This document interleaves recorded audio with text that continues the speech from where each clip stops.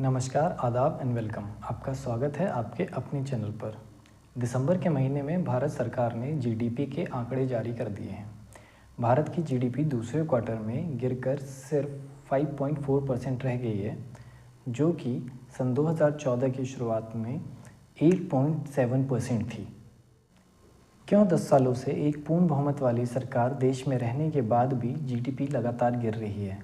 क्यों देश में लोगों ने पैसे खर्च करना लगभग बंद कर दिया है? क्यों सरकार की सभी नीतियां अर्थव्यवस्था को ट्रैक पे लाने के में फेल हो रही हैं? आइए इन सब सवालों का जवाब जानते हैं। पहला कारण है तेज़ी से बढ़ती हुई महंगाई, जिससे लोगों की परचेजिंग पावर कम हुई है, जिससे उनकी हाउस होल्ड स्पेंडिंग में भी कमी आई है, जिसकी वजह से नए उत्पादन नहीं हो रहे हैं और बिजनेस को लॉस हो रहा है। दूसरा कारण जीएसटी, नोटबंदी, हाई रेपो रेट जैसी सरकार की विफल नीतियों का असर आम आदमी और छोटे व्यापारियों पर बहुत ज़्यादा पड़ा है।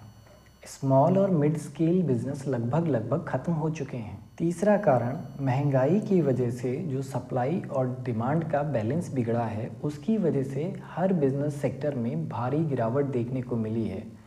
फॉर एग्ज़ाम्पल, मैन्युफैक्चरिंग सेक्टर जो पिछले क्वार्टर में 14.4% से ग्रो कर रहा था, वो इस क्वार्टर में गिरकर 2.2% ही रह गया। चौथा कारण, बीते कुछ सालों में सरकार और बैंक ने बहुत सारे पूंजीपतियों का कर्जा माफ़ किया है। जैसे कि एक पूंजीपति जिनका 3,831 करोड़ का कर्ज माफ़ करके उनसे सिर्फ 475 करोड़ ही वसूला गया। इस कर्ज माफ़ी का बुरा असर हमारे देश की जीडीपी पे पड़ रहा है। पांचवा कारण है कुछ एक्सटर्नल फैक्टर, जैसे रूस यूक्रेन का वॉर, इजराइल फिलिस्तीन का वॉर, मिडल ईस्ट में होने वाली खींचातान, डॉलर का रुपए के मुकाबले मजबूत होना और ट्रंप की जीत।